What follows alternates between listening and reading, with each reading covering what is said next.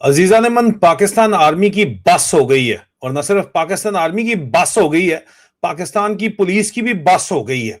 और जो मैं आज आपको ऑडियो लीक सुनाने वाला हूं, उससे आपको पता चलेगा कि पाकिस्तान की फौज के जो अफसरान हैं, जो पंजाब में बैठे हुए हैं या डाउन साउथ बैठे हुए हैं, उनको कुछ वहमो गुमान के अंदर उनको जो है वो दूर दूर तक ये आइडिया ही नहीं है कि यार असल में हो क्या रहा है। मैं हूं आदिल राजा, आप देख रहे हैं सोल्जर स्पीक्स। और आज अजीजा नेमन जो है वो 25 मई 2026 है, और एक ऑडियो लीक एक पाकिस्तान आर्मी के सीनियर ऑफिसर की मुझ तक पहुंची है, जिनकी यूनिट के पेरेंट यूनिट जो फौज के अंदर होती है वो बहुत दिल से प्यारी होती है। मेरी यूनिट है 18 हॉर्स रेजिमेंट। मेरी वजह से जेरे अताब पूरी की पूरी रेजिमेंट आई। मैं अपनी रेजिमेंट से माफी मांगता हूं कि मेरा नाम उन बोर्ड्स के ऊपर लिखा है सिर्फ इसलिए इन चाचों ने, जो इस वक्त पाकिस्तान के ऊपर हुकूमत कर रहे हैं, कब्जा करके बैठे हुए हैं, एक्सटेंशन के ऊपर जो है वो हुकूमत कर रहे हैं, उन्होंने मेरी यूनिट को जेरे अताब लेके आए क्योंकि मेरा नाम उन बोर्ड्स के ऊपर लिखा है। सालों मैंने खून दिया है अपना, अपने वतन की मिट्टी के लिए। तुम होते कौन हो? तुम होते कौन हो? तीसरी नस्ल का पाकिस्तान आर्मी ऑफिसर हूं, हक और सच बोलता हूं। 75 साल का तुम्हारा ड्रामा अगर जो है वो, जाहिर बात है जिस चीज की बुनियादें नहीं होती, झूठ के पैर नहीं होते, झूठ अगर एक्सपोज हो गया है तो उसमें आदिल राजा का क्या कसूर है सालों? हकीकत क्या है वो मैं आपको बता रहा हूं। हकीकत यह है कि इस वक्त पाकिस्तान की फौज ने अपने हाथ जोड़ लिए हैं कि हमसे नहीं लड़ा जाता। न सिर्फ फौज ने बल्कि पुलिस तक ने हाथ जोड़ लिए हैं कि हमसे नहीं लड़ा जाता। क्यों अजीजा नेमन, क्यों हो रहा है ये? क्योंकि जाहिर बात है कि अब ज्यादातर जो लोग निशाना बन रहे हैं इस तमाम की तमाम दहशत गर्दी का, या इसको बागी, जो लोग बागी खड़े हुए हैं वो तो जवान हैं, जेसीओ हैं, वो एनसीओ है जो निशाना बन रहे हैं।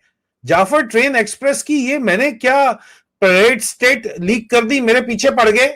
आप मुझे बताएं, जाफर ट्रेन एक्सप्रेस के अंदर जो दहशतगर्दी जिसके ऊपर हुई, इसके अंदर अब ग्रुप 1 में 47 SNT supply and transport battalion 41 division की, ग्रुप 2 में 103 ऑर्डिनेंस यूनिट 33 डिवीजन की, ग्रुप 3 में frontier core north armour wing, group 4 में फ्रंटियर कोर साउथ, ग्रुप 5 में command and staff college, group 6 में school of infantry and tactics, group 7 के अंदर electrical and mechanical engineer centre, group 8 में 601 regional workshop कोइट कलात, और group 9 में 73 signal battalion core की trans और ट्रोप्स के अलावा कोई एक भी फौजी ऑफिसर यहां पे नहीं है।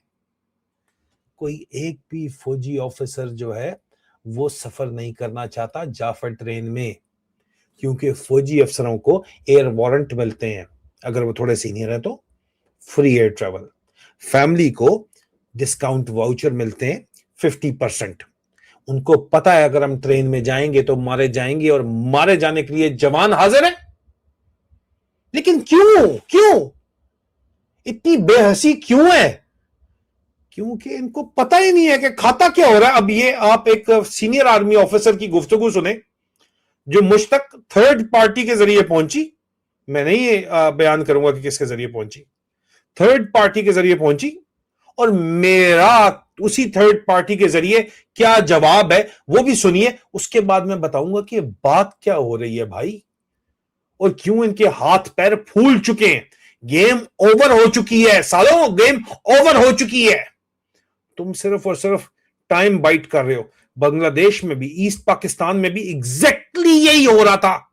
एक एसएचओ की मार है बलूचिस्तान, जब एक आर्मी चीफ अपने साले को हमारे सर पे मुसल्लत करता है और आर्मी चीफ खुद कहता है ये 1500 बंदे, और वो उसका साला कहता है एक एसएचओ की मार है। साला तुम्हें आइडिया ही नहीं है कि क्या हो रहा है। और इस कॉन्वर्सेशन से बड़ा वाजे होता है कि इनको आइडिया क्यों नहीं है। जरा सुने तो सही, जरा सुने फिर आगे बात करते हैं। सुनिए कि मैं क्या बात कर रहा हूं।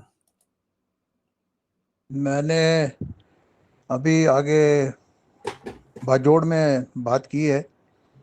ये बाजोड़ में मेरी यूनिट लगी हुई है, भावलपुर में थी, ये वहाँ पे गई हुई है। आज से कोई एक हफ्ता पहले, 6 दिन पहले वहाँ पे बड़ा सैड इंसिडेंट हुआ। यहाँ पे हमारे मेरी अपनी यूनिट के 8 जवान और 32 के करीब 8 जवान हमारी थे और 5-6 दूसरी यूनिट के थे और 32 ज़ख्मी हुए।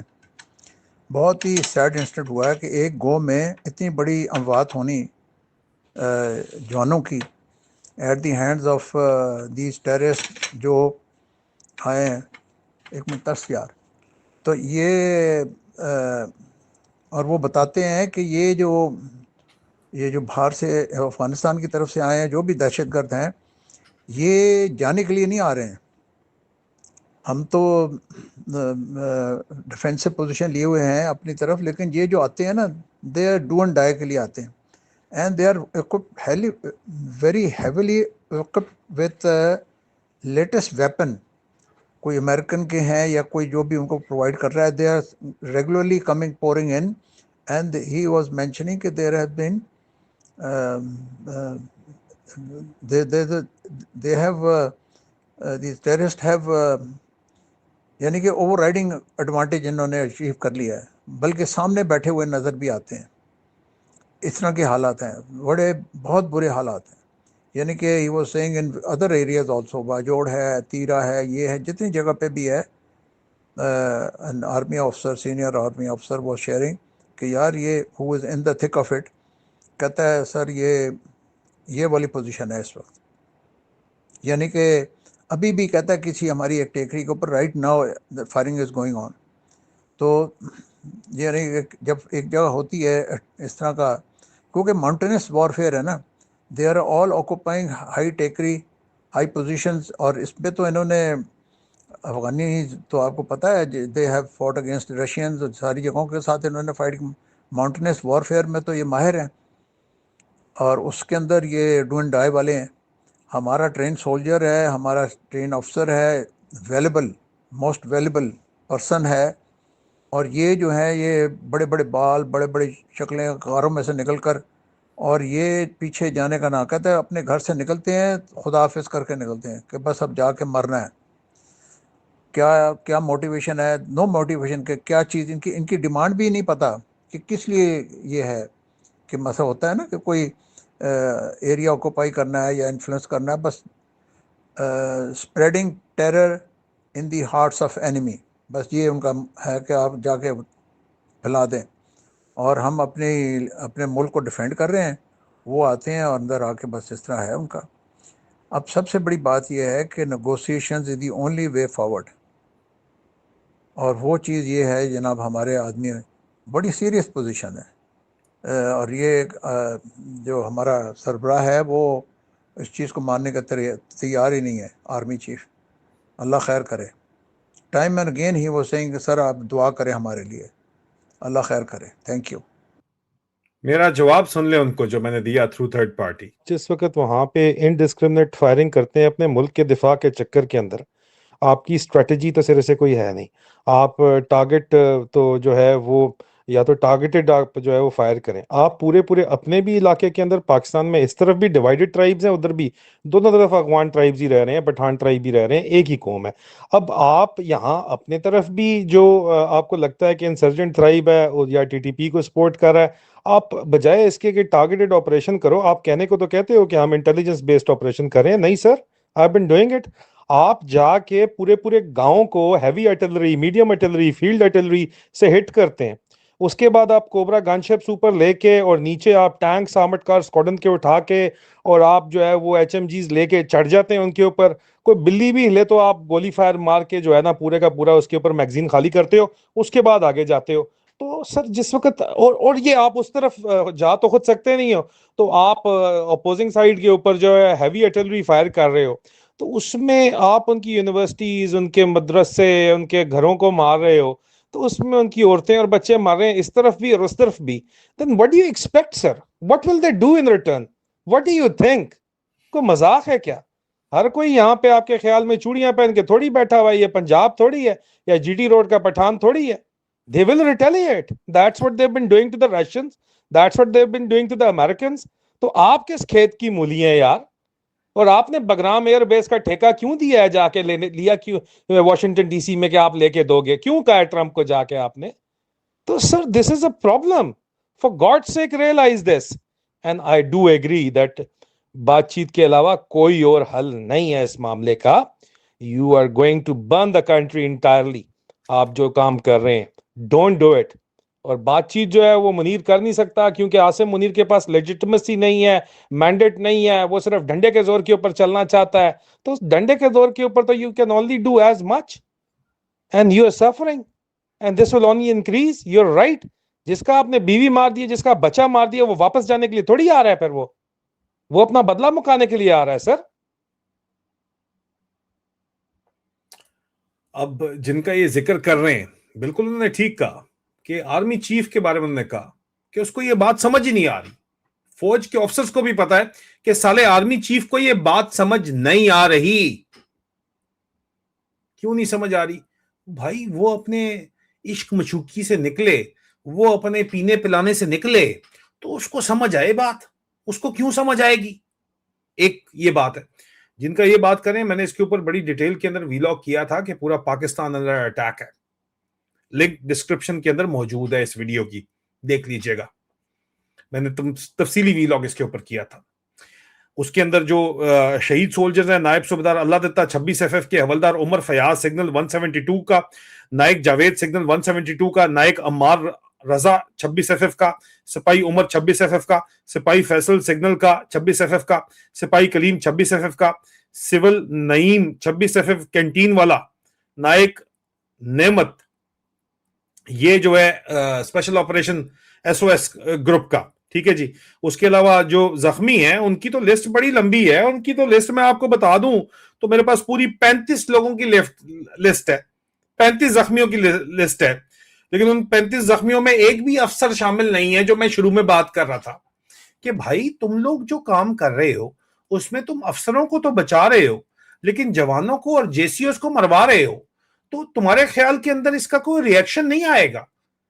JCOs अगर और जवान, NCOs और सवार और जवान छुप छुप के अगर मेरी वीडियोस देखते हैं तो तुम्हें क्यों तकलीफ है? फिर VPN भी लगाना वो जानते हैं, तुमसे ज्यादा ही जानते हैं, क्योंकि मैं हक और सच बात कर रहा हूं, इसलिए तुम्हें तकलीफ है। और चलो ठीक है, ये तो तुम्हें फौज का मामला है ना। मैं तुम्हें बताऊं कि इस वक्त जो दहशतगर्दी या इंसर्जेंसी है उसका लेवल जो 2007 और 2008 में था उससे भी ज्यादा है। जो परवेज मुशर्रफ ने यू टर्न लिया था जाके अफगानिस्तान के ऊपर और कश्मीर के ऊपर, उससे भी ज्यादा है। और इस वक्त जो है वो कहा जा रहा है, जो माना जा रहा है लॉ इन्फोर्समेंट एजेंसीज के अंदर, सिविल आर्म्ड फोर्सेस के अंदर, FC के अंदर, पुलिस के अंदर, वो लोग कहते हैं कि जो कुछ भी हो रहा है ये TTP कोई नहीं है। ये जो तासुर है वो ये है कि ये ISI की मर्जी से कर रहे हैं। मेरे ऊपर हमला हुआ सितंबर 2010 में, मेरे 3 जान से प्यारे जवान जो हैं वो शहीद हुए। मेरे पर्सनल स्क्वाड के ड्राइवर का सर उतर के गोद के अंदर आया। और जब मैंने उन लोगों को पकड़ के MI के हवाले किया और जब मैं अस्पताल से वापस आया 7 दिन बाद, जख्मी था मैं, तो मैंने कहा उनका क्या बना उन लोगों का जो मैंने पकड़ के जान पे खेल के तुम्हारे हवाले किए थे? उन्होंने कहा सर वो तो ISI वाले छुड़ा के ले गए। MI ने कहा। मैंने कहा कैसे? मैंने कहा सर वो उनके सोर्स थे। इस वजह से सालों, इन बातों की वजह से इस वक्त हालिया 800 खैबर पख्तूनख्वा पुलिस के लोगों ने रिजाइन किया बाजोड़ में। 800 पुलिस वालों ने रिजाइन किया है बाजोड़ के। क्यों? क्योंकि वो बार बार एक ही बात करते हैं कि जो दहशतगर्दों के हाथों उनके लोग मारे जा रहे हैं उनको पाकिस्तान की इंटेलिजेंस एजेंसीज बचा रही हैं, प्रोटेक्ट कर रही हैं। और मैं ऊपर वाले को हाजिर नाजर जान कर, रब को, अल्लाह को हाजिर नाजर जान के गवाही देता हूं कि मेरे ऊपर हमला करने वाले, मेरे साथियों का खून करने वाले, शहीद करने वालों को ISI ने छुड़वा दिया था। सितंबर 2010 नेशन के फ्रंट पेज की खबर है, मेरा नाम उसके ऊपर लिखा हुआ है मेजर आदिल, मैसूद स्काउट। मैं मैसूद स्काउट में नहीं था, मैं खैबर राइफल में था, मैसूद स्काउट के साथ अटैच था।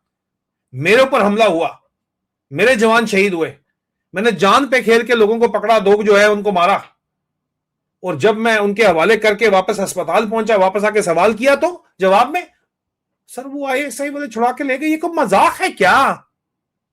हो क्या रहा है? अब पॉलिसी क्या है किसी को नहीं पता। तो फिर जो इस वक्त बाजोड़ में पुलिस वाले, खैबर पख्तूनख्वा की पुलिस वाले कह रहे हैं, क्या वो गलत कह रहे हैं? बाजोड़ में जो कुछ हुआ, पुलिस वालों ने अपने उसके बाद जो कुछ हुआ, पुलिस वालों ने फौजियों को अपने जनाजों के ऊपर नहीं आने दिया। ये हालात बने हुए इस वक्त। तो इस तरह क्या मुल्क चल सकता है? मुल्क बच सकता है? आसिम मुनीर से पूछो, उसके साले से पूछो, एक कैसे चौकी मार है। ये 1500 लोग, जस्ट इमेजिन यार, ये क्या कर रहे हैं। और अब आप सोचें कि इन्होंने 71 में तो मैं पैदा नहीं हुआ था, क्या किया होगा, अब समझ आता है। और इनको ना रोका गया तो ये मुल्क नहीं बचेगा। मुल्क बचाने के लिए हम आवाज हक बुलंद कर रहे हैं, जमहूरियत बचाने के लिए हम आवाज हक बुलंद कर रहे हैं। इमरान खान को आजाद करवाने के लिए, is not perfect fine, but is the people's choice. हम आवाज हक बुलंद कर रहे हैं और आवाज हक हम बुलंद करते रहेंगे। और आवाज हक बुलंद करने की एक कीमत अदा करनी पड़ती है, वो कर रहे हैं और करते रहेंगे। Bring it on baby. अपना ख्याल रखिए, बहुत जल्द दोबारा मुलाकात होती है। खुदा हाफिज।